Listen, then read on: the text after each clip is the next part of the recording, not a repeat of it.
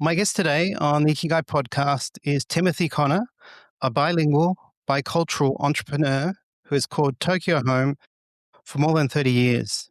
In that time, he has built an extraordinary depth of expertise in the Japanese consumer market with a focus on customer experience, marketing strategy, e-commerce, and luxury and consumer goods. As CEO of Synnovate, Timothy specializes in helping foreign brands crack the Japanese market, mapping out growth strategies, leading their execution on the ground, and doing something that very few outsiders can genuinely pull off, building real trust with Japanese distributors and partners.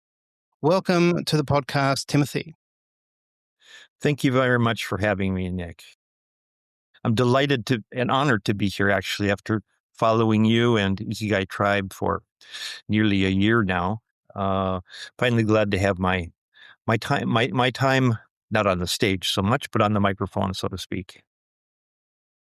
Well, thank you. That's very generous for you to say that. And I'm looking forward to us meeting in person, hopefully this year or next, and continuing the conversation.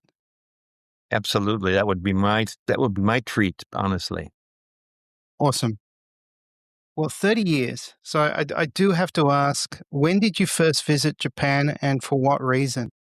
I first came to Japan. There's just a little background to this that may or may not be interesting to some. I was studying French and finance in university, and I had the opportunity to spend a year funded in Paris before I graduated. And so I did that, and I spent coming from Minneapolis, Minnesota, which is where I grew up, to Paris, France, the center of fashion and art, for a year, and I was absolutely in utopia for a year. Finished and came back. I thought about not coming back, but I realized I had better finish my degrees, my university degrees, promises to my parents.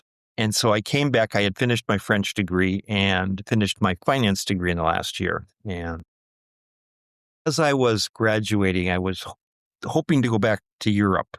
But the only way to go back was as a student. And I was done with student after 5 years. So on my first day of school with a friend walking to school, he had spent a year in Japan studying while I was in France. And so we were talking about, do we take a language or not, etc. And he threw out a challenge at me on the walk to school. He said, why don't you try and find a way to study Japanese? I did. And I thought, well, I did French, I can do Japanese. Well, that was the first time ever that my university offered Japanese classes. And I was on the hook. So I signed up, started with Japanese classes from the very beginning, and I absolutely loved it. And I had a wonderful, really engaging professor named Aiko Fisher, who had super sidetracked here. I just learned 2 years ago, her husband, I knew he was a professor, was a world-renowned Japanese scholar. I had no idea. But she challenged me during that year to apply for the JET program. And so I did. I went, I interviewed with them. They said, what would be a challenge for you? And I said, well, if you put me someplace where nobody spoke English, that would be challenging. Thinking, nah, they'll never do that. Well, they sent me to Morioka in Iwate prefecture, which had exactly 6 other English speakers in the entire prefecture at the time. So I got what I asked for. After 2 years there, I was sort of thrown in the deep end, and so my Japanese got okay pretty quickly. Enough to be able to, take a train and go shopping and do whatnot. I left after 2 years and came to Tokyo, trying to figure out what was going to be next. And initially, I got a job in an English school, which ended up being a rather large English school.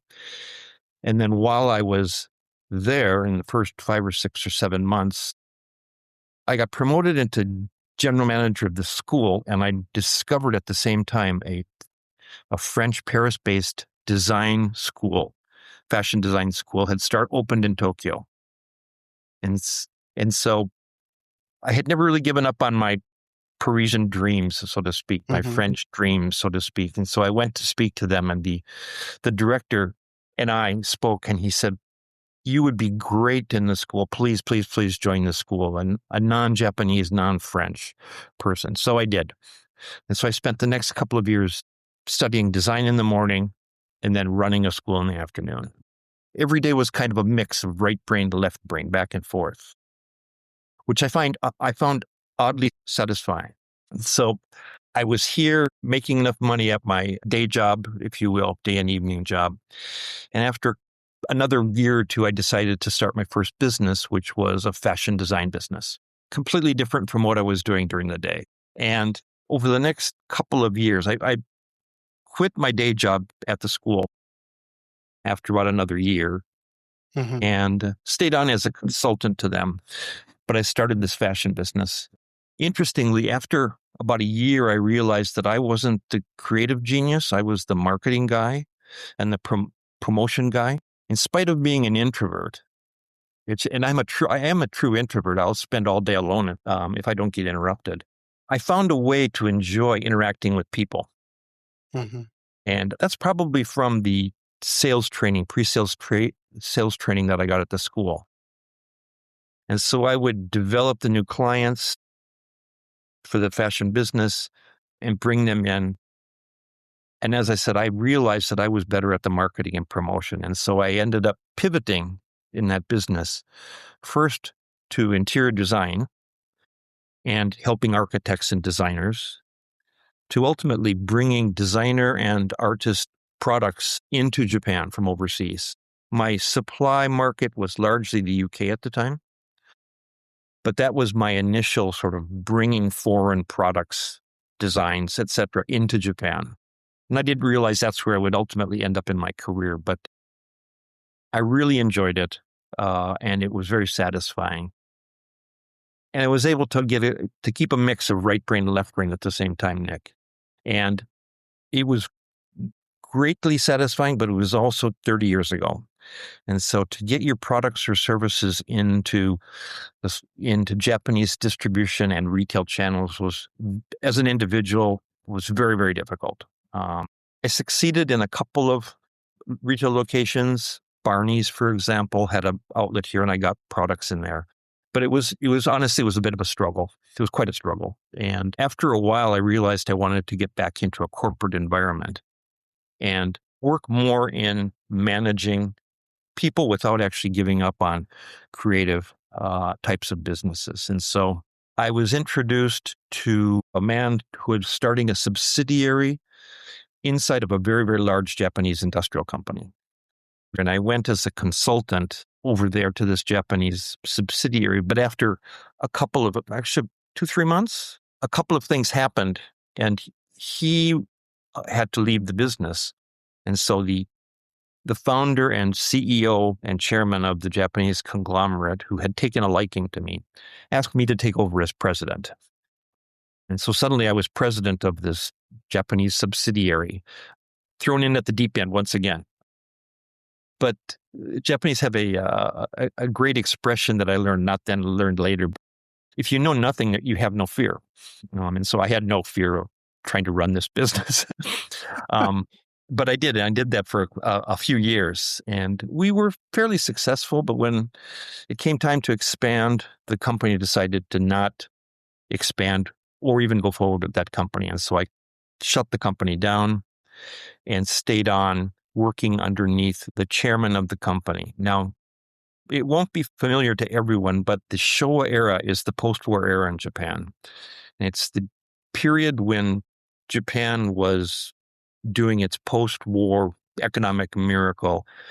Everybody was working 9 to 9, and it was all for the company, everything for the company. And very sort of conservative, the greatest generation type of era.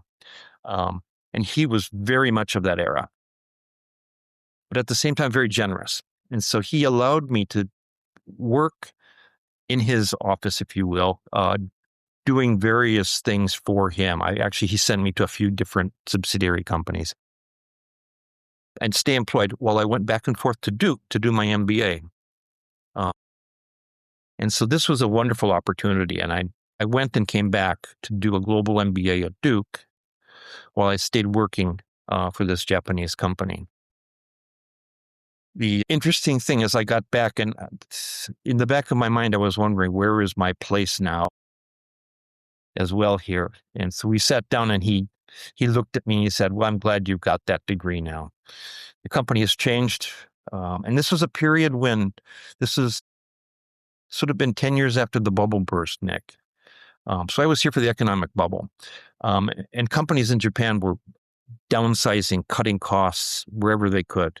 And it was anything to stay even remotely profitable, even 1% net profit was okay for Japanese companies at the time. And that's a whole story on its own. And he said, this is what I have to do. I'm the only one who can do that in this company. All of my employees are my family. They're like my children. They'll only listen to me. You should go work for an American company. And so I left the Japanese company, grateful for everything that I had learned while I was there. I learned all of the things that you never see behind the scenes when you deal with Japanese companies, when you negotiate or do business deals, business talks, all the things you never see. And you wonder, why is this taking so long? Why do I have to submit more information? Well, I learned why, because I was inside watching what was going on. So that was a great learning experience. But it was time to move on. And so I left and started my second company, a consulting business.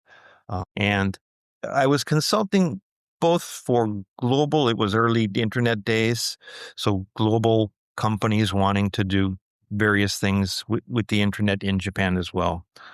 But I was also doing projects for entrepreneurs in Japan to help them with business models. And one of them was an American man. And I started on a project with him. And partway through, he said, you should come and work for me. And we can do something a lot bigger, a lot better.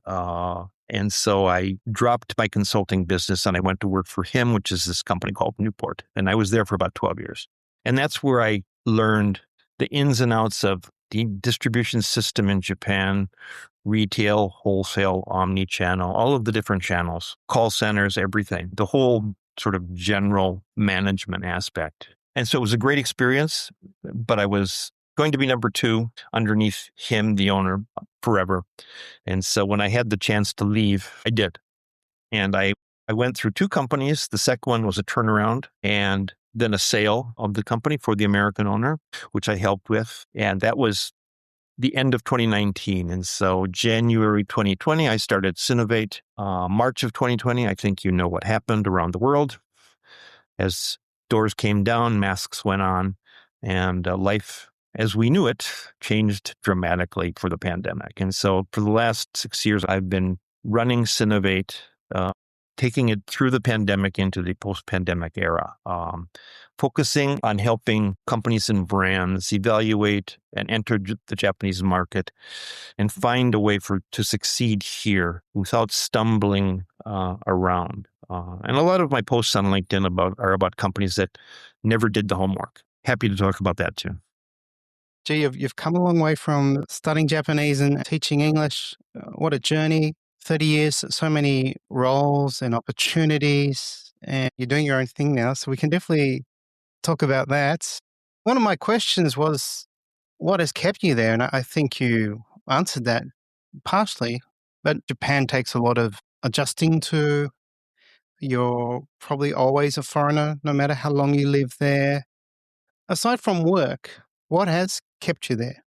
I would say it was really the discovering how my own character, if you will, my own personality and other personalities, largely Japanese around me, but not only, meshed. I think that being here as a foreigner caused me to look at the way people talk, act, intend in a different way. And that's what got me really, really deeply interested in behavioral psychology and therefore behavioral marketing. And what motivates people to do certain things? What are especially the biases that people have that they don't realize? And I started to understand the way people think and work, both Japanese people here, Japanese returnees, non-Japanese in Japan. And just seeing all of the different ways was something that really resonated with me. And so it's been a an experience of discovery for me, I think. I call myself an unlikely entrepreneur. I never planned to start a business and started 3, but I think it's that discovery aspect. It's every day is a discovery. There's a lot of adjusting, as you say, but there's a lot of discovery as well. And I think I've enjoyed that, and I've enjoyed sort of peeling back the onion, if you will. Some time back, I realized that Japan is a holistic culture, a very holistic culture, as opposed to a specific culture like Western countries, many Western countries are. And there are 2 different kinds of specific cultures. But the holistic culture is something, it's common, it's kind of common in Asia, but it's very common in Japan. It's very much Japanese. It's holistic in the sense that people always look at every decision, every opportunity, every action from all angles first before they take an action. And this is what slows down decisions, but it's also what keeps things working well without breaking down. And it makes for very interesting discussions and friendships with people as well. And I think it works well as a way of looking at the culture and living here. Yeah, I was going to say I've had several conversations with Australians, and they've expressed their frustration at how things are done so slowly in Japan. And then I think there's also Japan has a very long-term perspective on their view of business. And that's also hard, I think, for foreigners to wrap their head around. I've heard stories where some businesses plan for 100 years in Japan, True. where that would be unthinkable, I think, in the West. Yes. The average lifespan of a company has, of course, shortened. 50 or 60 years ago, it used to be 60 years. The company was expected to stay around. Now, in the West anyway, it's closer to 20. But in Japan, you're right. Business owners, for example, they're loath to sell their businesses off.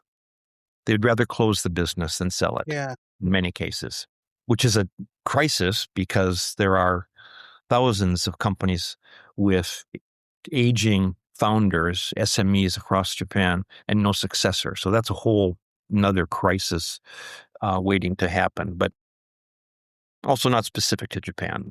I had a podcast on that, and I think people make assumptions that Japan has so many big companies, but I remember it was like 98% of companies are small to medium businesses in Japan, and they have no successors. And as you said, they would rather close than make a tidy profit because they care so much about the business. And I don't think you also hear of mass sackings in large companies in Japan, where it's very commonplace outside of Japan, or at least in the West. So that's right. Something I think is, speaks of the culture there, or the business culture, and how they look after their staff. Very much so. There were almost no layoffs during the pandemic in Japan. Furloughs, yes, but voluntary. In some smaller companies, employees took reduced salaries for a period of time, but that was in return for employment security. And Japan is built, the pre-bubble era, Japan is built on the concept of employment security. Yeah, I remember hearing about the term lifetime employment, and obviously not so sure whether that's true today. It's from what I've read and who I've spoken to, that doesn't really exist where you can stay in one company for your whole life. Is that where we're at now? That's true. It's a bit of a misnomer, lifetime employment, because about 20 years ago, the government enacted a law that allows companies to establish a mandatory retirement age. They don't have to, but they're allowed to do so, because otherwise people will stay around long past their actual productive years. And it doesn't open up space down below for new employees to come in. So there is that. That's become a whole new, not even a cottage industry, whereby people leave at mandatory retirement. Some stay on contract. Others move to smaller companies. Many of the there's a lot of talent that leaves Japanese companies at 60 or 65. highly talented, highly intelligent people who have plenty of gas in the tank, but just because of age can't stay in corporate. And so these people are a great people to tap into in terms of expertise for smaller companies, in terms of as an advisor, as an interim person, somebody who is very, very skilled and knowledgeable about industries, and some gray hair that you can take to a meeting with senior people at another larger company, eminent screes, where you have somebody with you who's your advisor, who's 30 years of experience, just like the people across the table from you.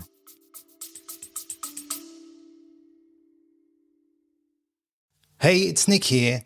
Do you want to become an Ikigai coach? The Ikigai Tribe Coach certification is the only program supported and endorsed by Japan's leading Ikigai experts. You'll learn authentic research, practical coaching tools, and join a global community of coaches making a real impact. Find out more at ikigaitribe.com. Now back to the episode. Yeah, interesting. There is a connection to Ikigai to this. I found out a few years ago, there's a volunteer position called the Kenkoto Ikigai Tsukuri Advisor in Japan, and they created this role to help retirees transition from a work role to a new social role, which could include some form of work, because I guess the Japanese government noted we've got all these fairly young, healthy people who are retiring at 60, 65, and they're lacking some sense of purpose. Obviously, most of these would be men. They have a significant role. They leave it. And my wife said it's the kind of men who receive hundreds of nengojo every year. And on retirement, the next new year, it's dropped to like only 20, and they realize I've lost my significance. But they obviously want to utilize all that knowledge and wisdom and all those skill sets. So it sounds like there's plenty of small to medium businesses they could buy or take over or help maintain. There's plenty of SMEs that should tap into this. There's an increasing number of people that age, and as you say, mostly men, because in the post-war era, it was mostly men working in industry. But there's an increasing number of people after leaving their companies of starting their own business or joining a small business as well. Even those that are doing it on their own, the solopreneur types. And so there's been an increase in solopreneurs in Japan, just like in the U.S. And it's a chance to sort of, for somebody to explore to explore their ikigai, for that matter, as you said. And what is it that gets me up in the morning, after all? If it's probably not getting on a crowded train. And it might be your roses, but it might also be something else. For some, it's a coffee shop. I know of a man who's just started his solo coffee shop, actually. Nice. Well, let's talk about what I suspect is a source of ikigai for you, which is Synnovate, your third business. So would you like to talk more on that? Sure. So Synnovate, which is synergy and innovate together, just came to me one day, and I've liked the name ever since. It's about helping companies understand and evaluate Japan. I often refer to do the homework for companies coming in. And I get asked after, for example, posts on LinkedIn, didn't Tesco, how could they make that mistake, for example, or Carrefour, how did they not know? And I end up saying they didn't do their homework. They didn't look into Japan and where they fit in the market. And part of my role at Synnovate is to help companies do that, and then find the best way to fit in. Japan is a business and society, but a business society. It's not rigid as much as it's very clear cut. The way things are done is usually pretty clear cut. The rule of law is very strong. Exceptions simply don't happen in Japan. You can't get an exception. You can't go around the backside of anything. You do it by the book. And when you do it by the book, everything goes well.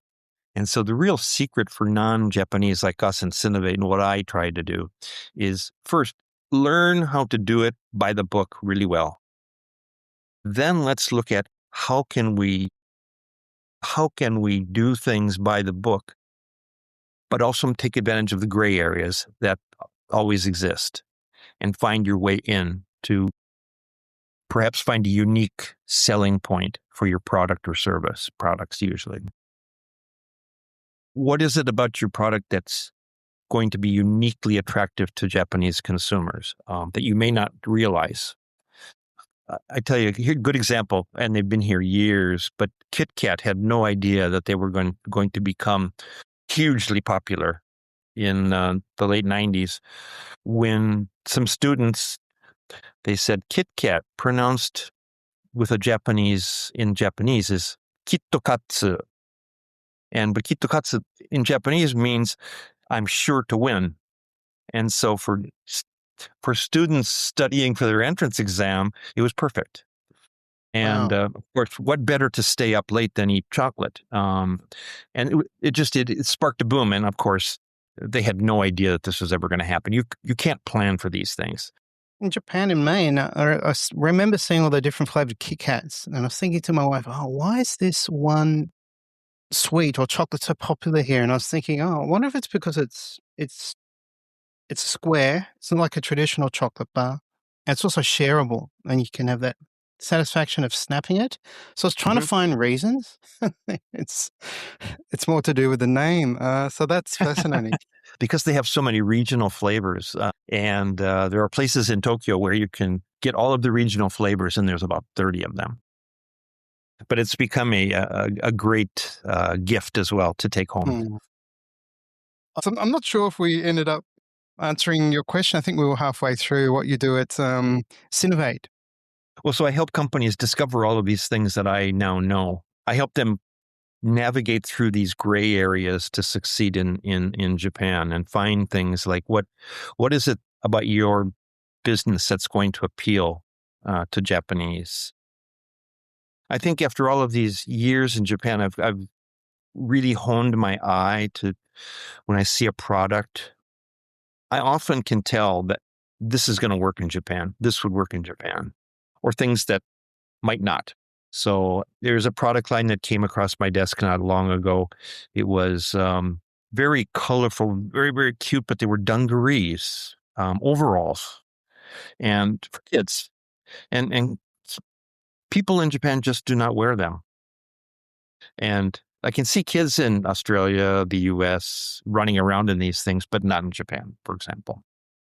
Or a luggage brand that I worked with for a while, and I could just tell the way they were made, the design, the colors, at the price point, this would work in Japan. And so I do have those insights that I can share with clients. I remember doing some work for Amazon sellers who were successful in the States, and then they wanted to sell to Japan.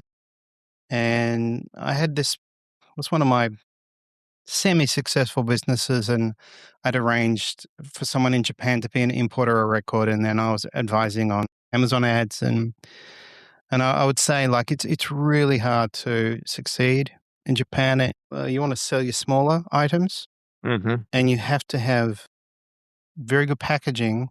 And if you're serious, you'll even have to translate instructions if you have them, and if you don't have them, you might need to invest in that. And a lot of businesses go, "Oh, too hard." Yeah. I've recently created, I've taken everything that I've learned and I've created a couple different versions, but a comprehensive and then a shorter version of Japan market entry guidelines. And it covers just that. Quality is the first and most important thing in getting your product into consumers' hands. I mean, people will judge not just the product, but the way it's packaged. Yeah. Packages that have scratches won't sell. And so that's, along with, as you said, localization. Is there actually a need in the market for that product? Then there's, of course, translation. Now they've changed a bit where you don't need to always translate everything. There's also a lot of regulatory hurdles to get over, but those are very straightforward. Not easy, but straightforward. That's the kind of homework that you need to do and figure out. Am I ready to invest in Japan? Because it's not just money, it's time. And obviously trust, which we'll touch on in a minute. But first, I wanted to ask about actually your logo is a rose. So would you like to talk on that? Sure. I am not the green thumb kind of person at all. But for some reason, I fell in love with roses 20 years ago. And so about 14 years ago, I got my first rose in a pot at home.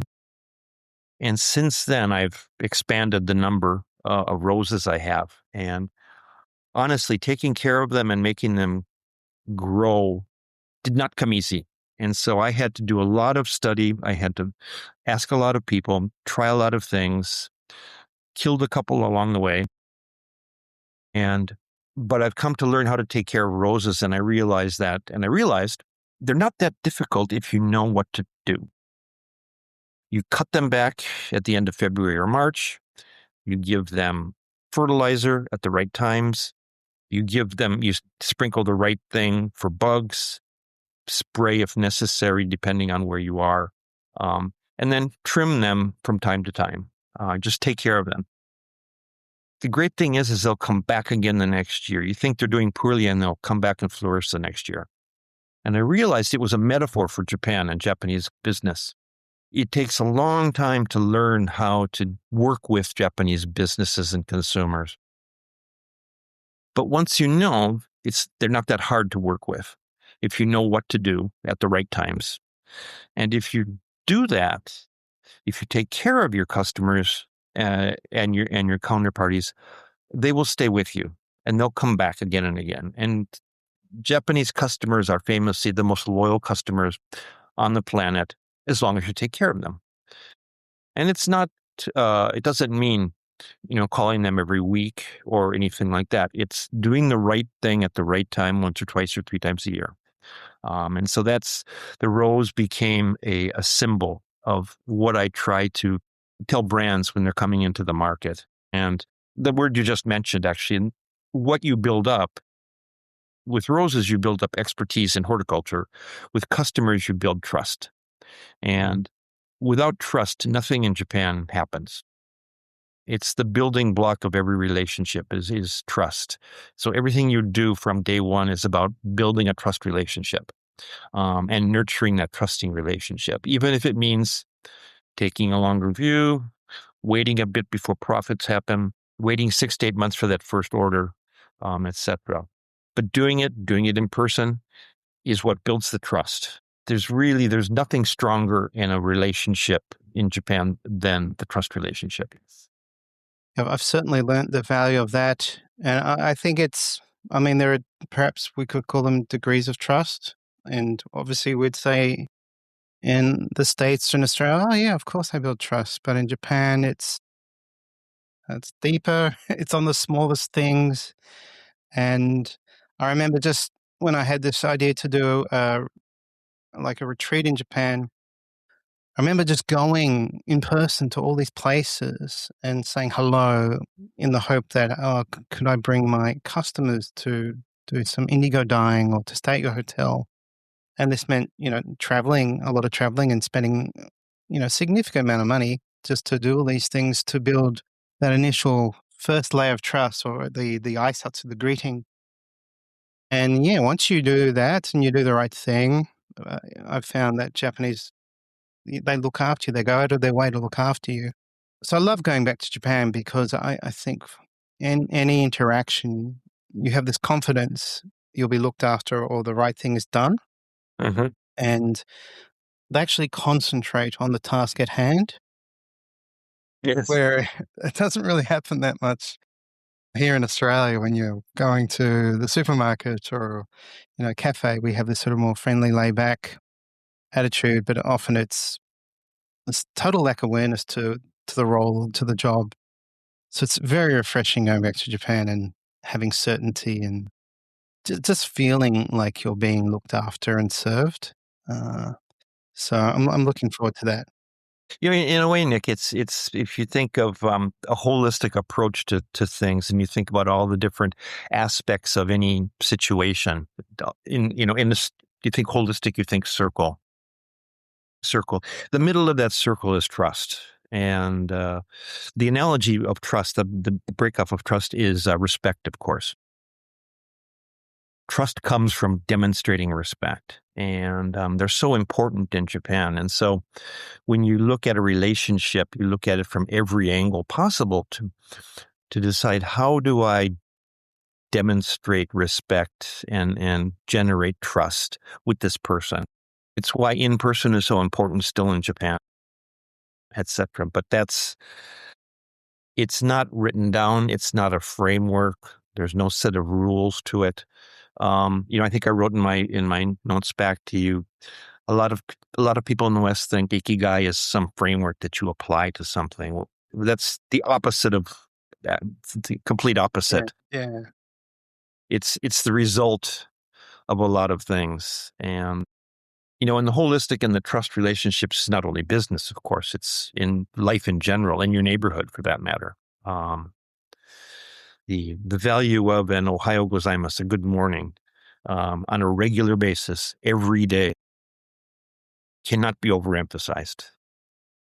Well, that's the beauty of the language. I like learning the language. It can really help out. But we should get back to about you, Timothy. So from your lived experience, you have developed your own concept of strategic leadership. So would you like to touch on that? Sure. I guess through my experience as an unlikely entrepreneur, helping companies grow, etc., and I came to realize that in the course of growing a business, a CEO or a leader needs different skill sets at different points, depending on where the business is. And so I defined what I call archetypes, for lack, if you will, of 5 archetypes of type skill sets that are not necessarily linear through the course of a business growth, but they show up and they become important at certain times as the business grows. The first one being launch leadership. And this refers to the skill sets of getting something up and going. The chief everything officer, the person who rolls up their sleeves and gets everything rolling. The second one is what I call growth leadership. And this is the skill sets that take all of the initial things, all of the initial initiatives and things going on in a business and pulls them together into, for example, management systems, and pulls them together so that you get organized enough to be able to scale and then take it to scale. Now, after you've scaled a while, and this can happen at any time in your business, businesses often plateau. If you're not careful with innovation and markets, you lose sight, you take your finger off the pulse of the consumer, businesses plateau. And sometimes at that stage, you need what I call a transformational leadership, which is the ability to look at the business with a third eye, from a new point of view, and decide, do we change the model? Do we pivot? What do we need to do to restart growth? And then do that again. Now, you may need to revert in terms of skill set to growth leadership again. At the same time, some things may happen as you go down the line and you run into a crisis, which could be out of 35 employees, 5 quit on the same day. Or it could be a sudden complaint from the consumer affairs division, any number of these things. And that's when you need resilient leadership, which is crisis in, say, times of crisis, but also when things are starting to go, and something has shown up on your screen straight out of left field and you have no idea what's coming, and throws everyone for a loop. It's a leadership skill that person automatically settles down and has the skill sets, the emotional intelligence to be able to get everyone else settled down, get everyone back on track, and figure out, all right, what do we do? Instead of the knee-jerk reactions that often happen in crisis like this, it's the person that keeps everything calm. And it's a leadership skill set that I think nobody realizes they have until they have to find out, until they do. And the fifth, I call advocate leadership, without using the word evangelist leadership, but it's leadership skills that promote not just the company, but the company's business, the company's industry, that general directions inside a company. And it's often a launch leader that's had 5, 6, 7 years of experience. And they often land at advocate leadership because they know the business so well, and they've been so invested in it for so long. They know where the whole industry is going as well. And so those are the 5 archetypes that I developed, and they can happen anytime throughout the trajectory of a business. It really seems also obviously to be the journey of a successful business. So that's what it takes in terms of leadership. There are leaders out there who have all of them. Most people have many of the leadership skills already. That we tend to default towards one of them often. I mean, I default to growth leader, but I can do launch or resilient for that matter. I'm sure you can do all. And maybe over the 30 years, you've done all, and that's what led you to discover them. But I would like to touch on your experience of working in Japan, where you saw the bubble grow, burst, and then the fallout. What was that like? Well, the bubble era it's hard to describe because it's in the sense that it was a very much an anything goes period. There were companies, businesses here selling condominiums in the U.S., Florida to be specific, sight unseen, and professionals in Japan, doctors, for example. The company and the doctor would go to the bank, show them the documentation about this $70,000 condo in Florida. The bank would say, okay, if you're going to buy that for $70,000, but you probably need to do some renovations too, right? We'll loan you $100,000. And so the banks were happy to loan 120% of purchase price. It was crazy because everybody thought there's no way to go but up. And it was fueled by asset prices, basically, especially real estate being overvalued. And then it crashed once, came back, and then crashed again in 1995, kind of in tandem with the Hanshin earthquake, actually. And that was the end. And Japan went into this long, protracted period of both introspection and minimal growth. I kind of mentioned earlier, every companies were doing whatever they could to maintain even 0.5% profits or growth every year. What I watched happen were companies where there were 2 ways they could do that. They could cut costs, which in many companies meant doing away with the traditional taishokin, the employment bonus, retirement bonuses, among other things. Selling assets was one of the favorite ones that my Japanese employer liked to look at.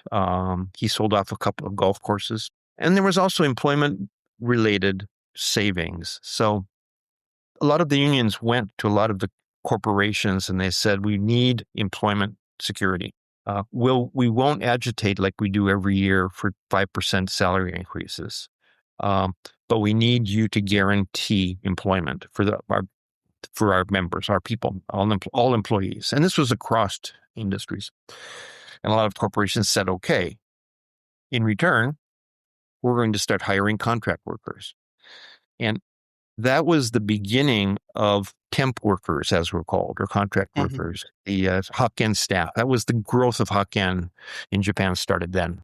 And of course, these people were working at lower cost, well, perceived lower cost in terms of payroll than regular employees because they didn't have the lifetime guarantee. And so that meant that things were growing, but very, very slowly. The way out of that happened during the internet bubble, actually. That was the first escape. That was the year I arrived, 95, to work for an izakaya chain, and they had plans to open restaurants in Melbourne with so many Japanese tourists coming to Australia. They were opening quite a few izakayas. You probably know Shoya, the izakaya chain Shoya. Sure. So they had another chain called Kushikyu, which had the branding 949 and Yep. Kushiyaki. And then I did my stint of English teaching with Nova, Mm-hmm. and they expanded crazily. Like they were opening schools at every train station, Ekimai Ryugaku. Like Yeah. so, Yep. and yeah, that caught up with them eventually. It sure did. Cut him, really. Yeah. And now that industry is very different to what it once was. Oh, yeah. Yeah. You shared earlier that you're a true introvert and that you've found introversion has turned into a superpower living in Japan. So that's interesting. So would you like to talk on that too? That speaks right to the whole idea of a holistic approach to management and life, actually. I find that the holistic approach is something that works well with me as an introvert. That said, many people who know me from emceeing events and networking events say, I would never have expected you to be an introvert. The reality is after a 2-hour event, emceeing, network, etc., I come home and I'm exhausted, which is the thing about an introvert. But I enjoy the holistic aspect, I think, because I'm very much a sort of study about many things kind of introvert, if you will. I prefer to know a lot of different things about a topic, which is, it speaks to the Rose logo as well. And so I found that to be, that's helped crystallize for me leadership, people development, and entrepreneurship as well. I think that if you're over focused on one line direction product as a startup, you get blinded to what's going on around you. And so you always need to be looking around and saying, okay, what's happening here? What's that 25-year-old over there doing? Et cetera. And that's all the way up through as long as you're in business. And so that's kind of where I landed with that.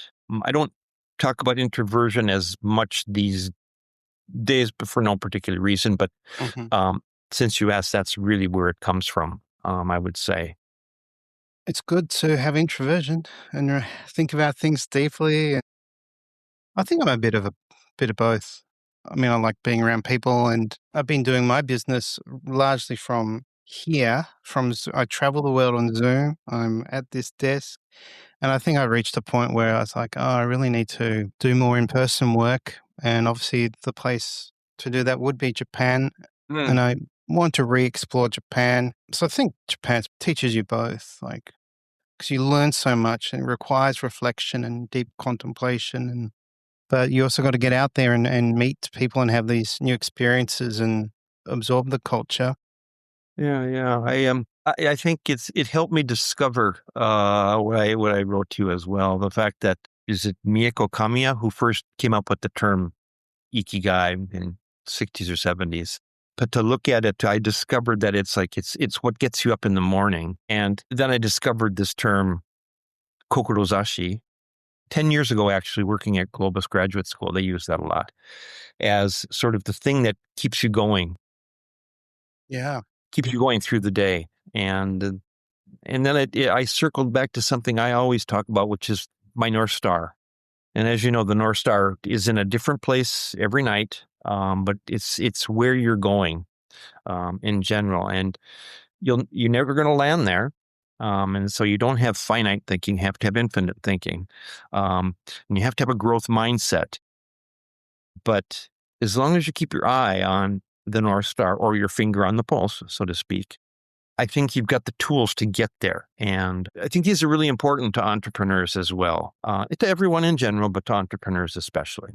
being here has helped me, from a very holistic perspective, from all different places, land at that understanding, which is, well, it's satisfying to me anyway. And I hope that I'm in the process of writing about this, and I don't know what will happen, when it will come around, what form it will take, but I'm hoping to crystallize that a little better.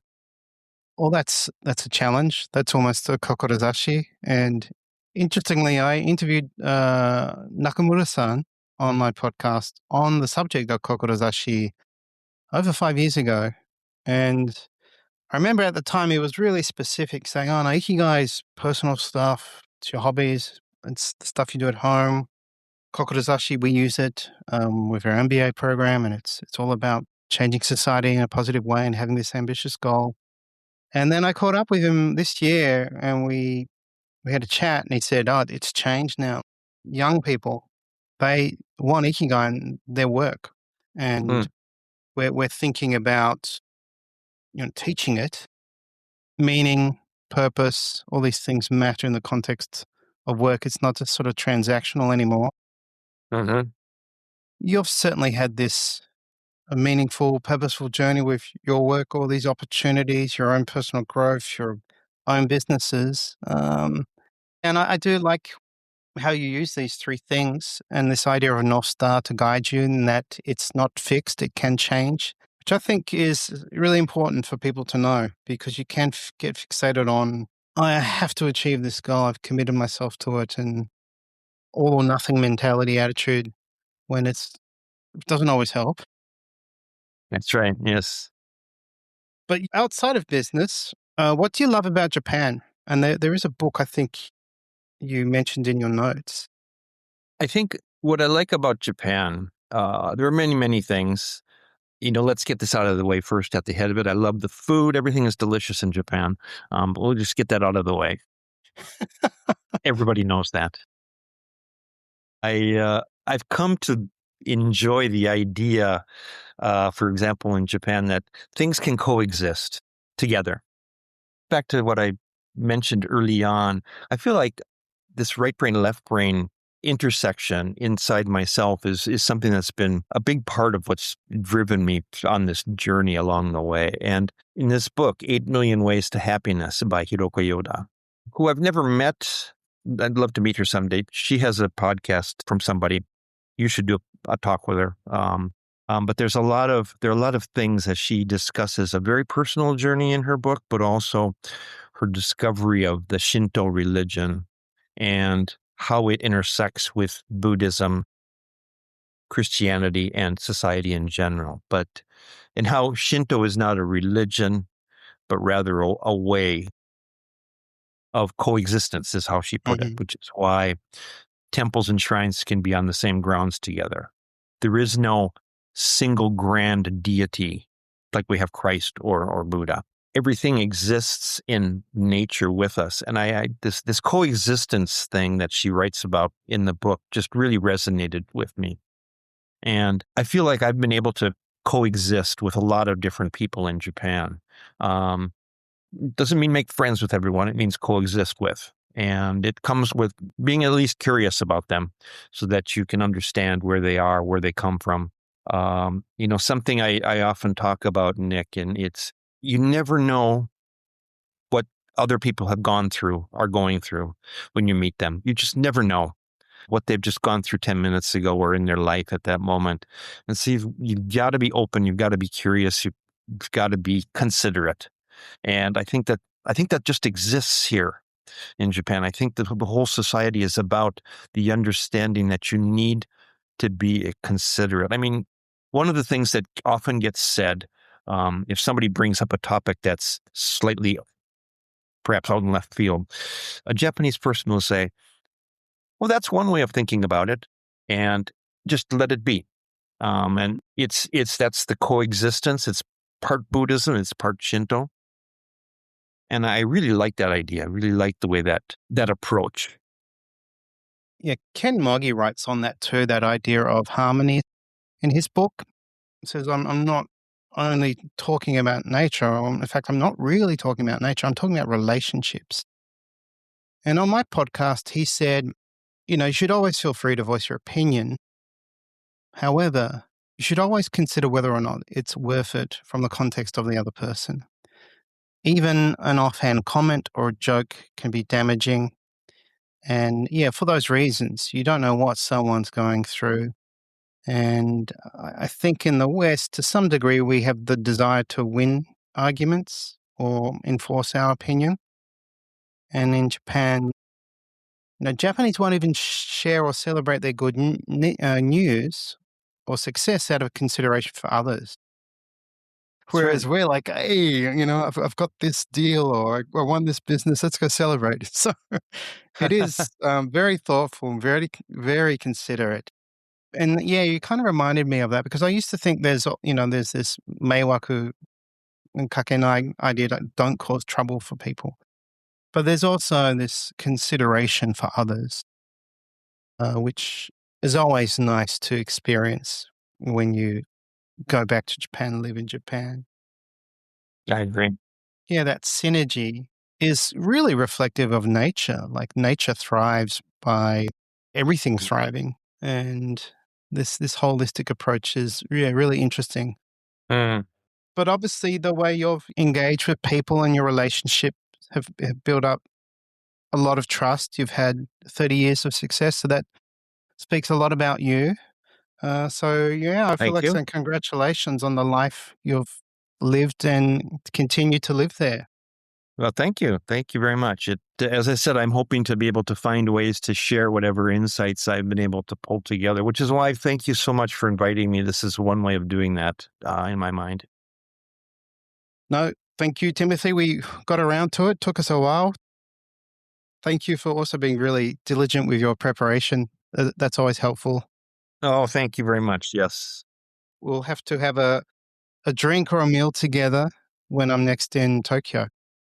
Absolutely. There's no substitute for in real life. And now that we've made this connection after so many false starts over the last several months, I'm glad to have had this opportunity. It helps to talk through the ideas a little bit more as well, and having a wonderful, thoughtful party to speak with the question with, like you, Nick, has been very, very helpful. Thanks so much for that.